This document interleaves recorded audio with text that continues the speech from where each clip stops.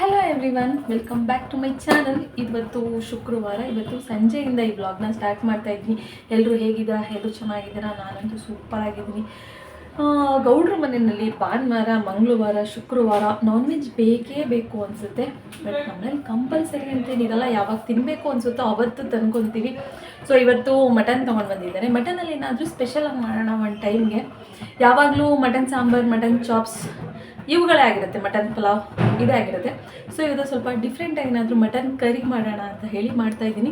ಇದು last time ಕೂಡ ಮಾಡಿದ್ದೆ, ತುಂಬ ಟೇಸ್ಟಿಯಾಗಿ ಬಂದಿತ್ತು. But last time video shoot ಮಾಡ್ಕೊಂಡಿರಲಿಲ್ಲ, ನಿಮ್ಗಳ ಜೊತೆ ಶೇರ್ ಮಾಡ್ಕೊಂಡಿರಲಿಲ್ಲ. ಅದಕ್ಕೋಸ್ಕರ ಇವತ್ತು ನಿಮ್ಗಳ ಜೊತೆನೂ ಕೂಡ ಶೇರ್ ಮಾಡ್ಕೊತೀನಿ ಹೇಗೆ ಮಾಡ್ತೀನಿ ಅಂತ ಹೇಳಿ.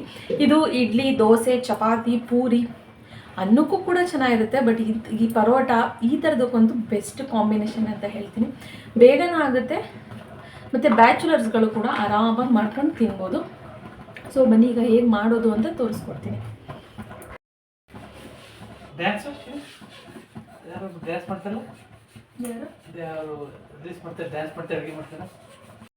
ನೋಡಿ ಫ್ರೆಂಡ್ಸ್, ಬೆಳಗ್ತಾ ಇರೋದು ನೋಡಿದ್ರೆ ಪಾತ್ರೆ. ಬಟ್ ಯಾವ ರೇಂಜಿಗೆ ಬೆಳಗ್ತಿದ್ದಾರೆ ಅಂದರೆ ಅಲ್ಲಿ ಭೀಮಾ ಮೂವಿ ನೋಡಿಕೊಂಡು ಈ ರೇಂಜ್ಗೆ ಇವರು ನನಗೆ ಪಾತ್ರೆ ಬೆಳಗ್ಗೆ ಕೊಡ್ತಾ ಇರೋದು. ಹಿಂಗೆ ಹಾಕ್ತೀನಿ.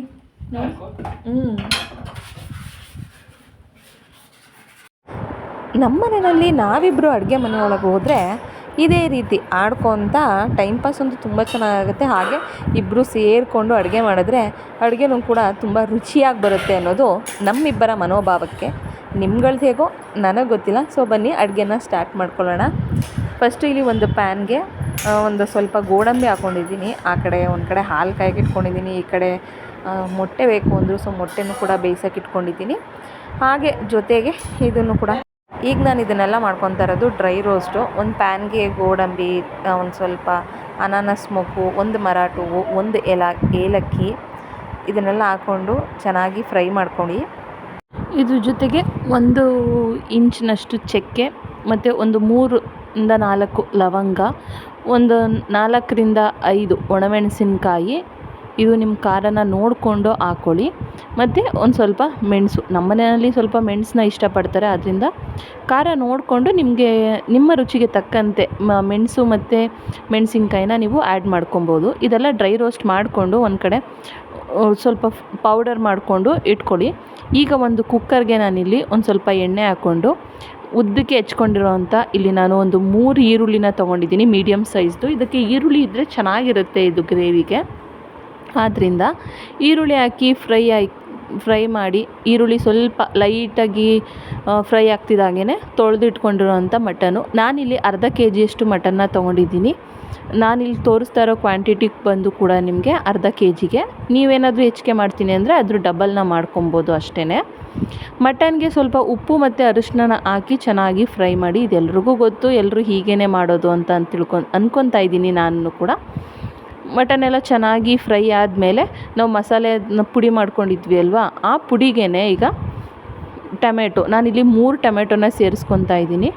ಇದ್ರ ಜೊತೆಗೇ ನಾನಿಲ್ಲಿ ಬೆಳ್ಳುಳ್ಳಿ ಮತ್ತು ಶುಂಠಿ ಎರಡನ್ನೂ ಹಾಕ್ಕೊಂಡು ರುಬ್ಕೊತಾ ಇದ್ದೀನಿ. ನಿಮ್ಮ ಮನೇಲಿ ಪೇಸ್ಟ್ ಇದ್ದರೆ ನೀವು ಪೇಸ್ಟ್ ಕೂಡ ಯೂಸ್ ಮಾಡ್ಬೋದು. ನಾನಿಲ್ಲಿ ಹಾಗೇ ಹಾಕ್ಕೊತಾ ಇದ್ದೀನಿ. ಈಗ ಅದನ್ನು ಕೂಡ ಪೇಸ್ಟ್ ಮಾಡ್ಕೊಂಡಿದ್ವಿ ಅಲ್ವಾ. ಈಗ ಮಟನ್ ಕೂಡ ನೋಡಿ ಆಲ್ಮೋಸ್ಟ್ ಸ್ವಲ್ಪ ಎಲ್ಲ ಫ್ರೈ ಆಗಿದೆ ಚೆನ್ನಾಗಿ ಎಣ್ಣೆಯಲ್ಲಿ. ಈಗ ನಾವು ರುಬ್ಬಿಟ್ಕೊಂಡಿರೋ ಮಸಾಲನೂ ಕೂಡ ಹಾಕ್ಕೊಂಡು ಚೆನ್ನಾಗಿ ಒಂದು 30 ಸೆಕೆಂಡ್ ಸ್ವಲ್ಪ ಎಣ್ಣೆಯಲ್ಲಿ ಫ್ರೈ ಮಾಡಿ, ಅದಾದಮೇಲೆ ನೀವು ಆ ಮಸಾಲೆಗೆ ಸ್ವಲ್ಪ ನೀರನ್ನ ಆ್ಯಡ್ ಮಾಡಬೇಕಾಗತ್ತೆ. ನಾನು ಇದಕ್ಕೆ ಸ್ವಲ್ಪ ಮಟನ್ ಮಸಾಲಾನ ಆ್ಯಡ್ ಮಾಡ್ತಾಯಿದ್ದೀನಿ. ತುಂಬ ಟೇಸ್ಟ್ ಚೆನ್ನಾಗಿರುತ್ತೆ. ನಾನು MDH ಅವ್ರದ್ದು ಮಟನ್ ಮಸಾಲಾನ ಯೂಸ್ ಮಾಡ್ತಾಯಿದ್ದೀನಿ ಇಲ್ಲಿ. ಇದನ್ನೆಲ್ಲ ಹಾಕಿ ಚೆನ್ನಾಗಿ ಫ್ರೈ ಮಾಡಿ, ಮಿಕ್ಸಿನಲ್ಲಿ ನಾನು ಯಾವಾಗಲೂ ಹೇಳೋ ಥರ ಮಸಾಲೆ ಇರುತ್ತೆ, ಮಸಾಲೆನ ವೇಸ್ಟ್ ಮಾಡೋಕ್ಕೆ ಹೋಗಬೇಡಿ. ಅದಕ್ಕೂ ಕೂಡ ಸ್ವಲ್ಪ ನೀರನ್ನ ಹಾಕ್ಕೊಂಡು ಈ ರೀತಿ ಅದೇ ನೀರನ್ನ ಹಾಕ್ಕೊಂಡ್ರೆ ನಿಮಗೆ ಮಸಾಲೆನೂ ಕೂಡ ವೇಸ್ಟ್ ಆಗೋದಿಲ್ಲ.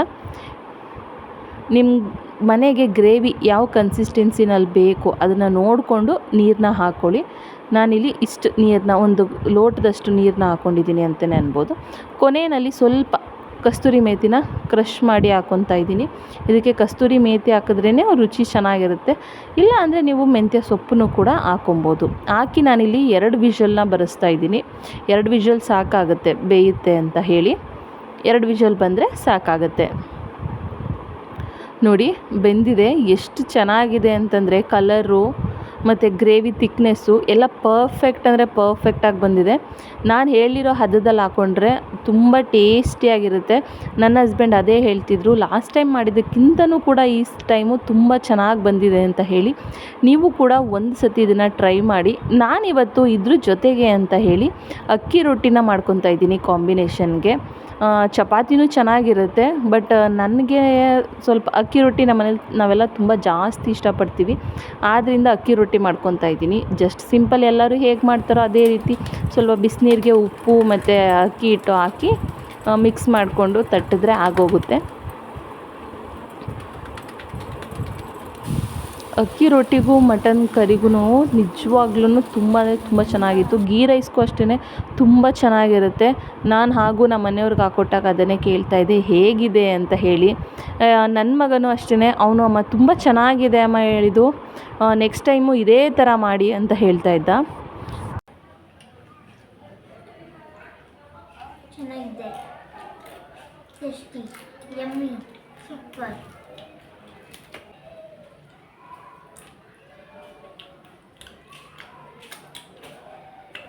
ಚೆನ್ನಾಗಿದೆ ಮಟನ್. ಹಾಗೆ ಇವತ್ತು ಊಟ ಎಲ್ಲ ಆದಮೇಲೆ ಇಂದಿರಾಸ್ತು ರಸಮ್ ಪೇಸ್ಟ್ ತಂದಿದ್ದರು.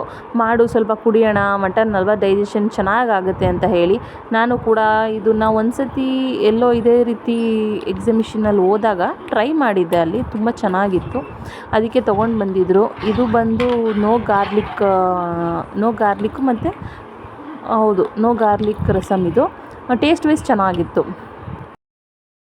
ನನ್ನ ಮಗನ ಕರಾಟೆದೆ ಕಂಟಿನ್ಯೂಷನ್ ಬ್ಲಾಗ್ ಆಗಿರುತ್ತೆ. ಎಲ್ಲ ಒಂದೇ ಸತಿ ಹಾಕ್ಬಿಟ್ರೆ ನಿಮಗೂ ನೋಡೋದಕ್ಕೂ ಬೇಜಾರಾಗುತ್ತೆ ಅಂತ ಹೇಳಿ ಇದನ್ನು ಪಾರ್ಟ್ 2 ಆಗಿ ಮಾಡ್ತಾಯಿದ್ದೀನಿ. ಅದೆಲ್ಲ ಮುಗಿದ ಮೇಲೆ ಮತ್ತೆ ಇಲ್ಲಿ ಇವರು ಅದ್ರ ಬಗ್ಗೆ ಹೇಳ್ತಿದ್ದಾರೆ. ಈಗ ಅಫಿಷಿಯಲ್ ಅಟೆಂಪ್ಟ್ ಆಗಿದೆ, ಆಲ್ಮೋಸ್ಟ್ ಕನ್ಫರ್ಮೇಷನ್ ಆಗಿದೆ, ಬಟ್ ಕನ್ಫರ್ಮ್ ಅಂತ ಹೇಳೋಕ್ಕಾಗೋದಿಲ್ಲ. ನಾವು ಒಂದು ಸತಿ ಅಲ್ಲಿಗೆ ಕಳಿಸಿ ಅಲ್ಲಿ ಇನ್ನೊಂದು ಸತಿ ವೀಡಿಯೋಸ್ ಎಲ್ಲ ರೀಚೆಕ್ ಆಗಿ ಮತ್ತು ಅಲ್ಲಿಂದ ನಮಗೆ ಮೆಡಲ್ ಅಥವಾ ಸರ್ಟಿಫಿಕೇಟು ಎಲ್ಲ ಬರೋವಂಥದ್ದು.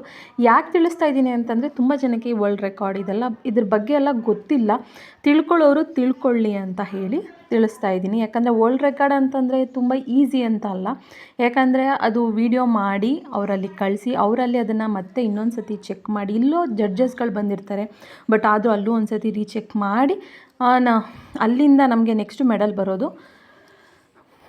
ಮತ್ತು ಇನ್ನೊಂದೇನಪ್ಪ ಅಂತಂದರೆ ನಂಗೆ ಲಾಸ್ಟ್ ಮಂತು ನನ್ನ ಮಗಂದು ಕರ್ನಾಟಕ ಸ್ಟೇಟ್ ಲೆವೆಲ್ದು ಕಿಕ್ ಬಾಕ್ಸಿಂಗ್ ಆಗಿತ್ತು. ಅದ್ರದ್ದು ಕೂಡ ವಿಡಿಯೋ ಶೇರ್ ಮಾಡಿದ್ದೀನಿ, ನೋಡಿಲ್ಲ ಅಂತಂದರೆ ಹೋಗಿ ನೋಡ್ಬೋದು. ಅದ್ರದ್ದು ಮೆಡಲ್ ಅವತ್ತು ಡಿಸ್ಟ್ರಿಬ್ಯೂಟ್ ಮಾಡೋಕ್ಕಾಗಲಿಲ್ಲ, ಯಾಕಂದರೆ ತುಂಬ ಲೇಟ್ ಆಗೋಗಿತ್ತು ಅವತ್ತು. ಆದ್ದರಿಂದ ಅದ್ರದ್ದು ಕೂಡ ಮೆಡಲ್ಸ್ಗಳನ್ನ ಇವತ್ತೇ ಡಿಸ್ಟ್ರಿಬ್ಯೂಟ್ ಮಾಡ್ತಿದ್ದಾರೆ. DYSPಗಳಿದ್ದಾರಲ್ವ, ಅವ್ರ ಕೈಲಿ ಕೊಡಿಸೋಣ ಮಕ್ಕಳಿಗೆ ಅಂತ ಹೇಳಿ ಅದನ್ನು ಕೂಡ ಇವತ್ತು ಡಿಸ್ಟ್ರಿಬ್ಯೂಟ್ ಮಾಡ್ತಿದ್ದಾರೆ. ಅದರಲ್ಲಿ ಯಾರ್ಯಾರು ವಿನ್ ಆಗಿದ್ರು ಅವ್ರಗಳಿಗೆಲ್ಲ ಇವತ್ತು ಇದೆ. ಅದಕ್ಕೋಸ್ಕರ ಈ ವ್ಲಾಗ್ನ ಇವತ್ತು ಹಾಕ್ತಾಯಿದ್ದೀನಿ. ಯಾಕಂದರೆ ಅದರಲ್ಲಿ ಹಳೆ ವ್ಲಾಗಲ್ಲಿ ಹೇಳಿದ್ದೆ, ಬಟ್ ನನ್ನ ಮಗ ವಿನ್ ಆದ ಅಂತ, ಬಟ್ ಅದಕ್ಕೆ ಮೆಡಲ್ ಬಂತ ಏನು ಅಂತ ಹೇಳಿರಲಿಲ್ಲ.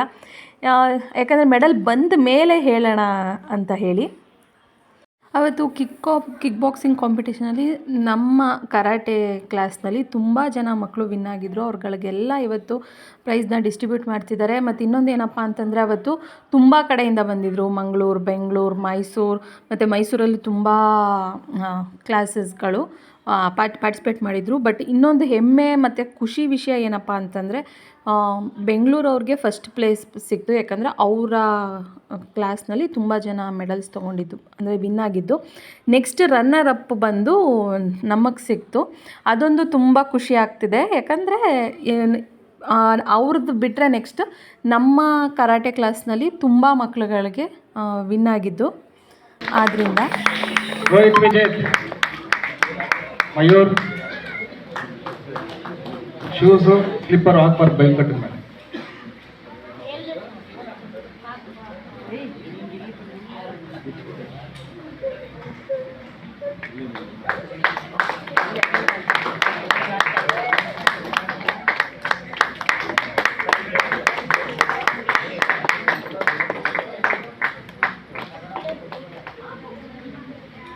ನೆಕ್ಸ್ಟ್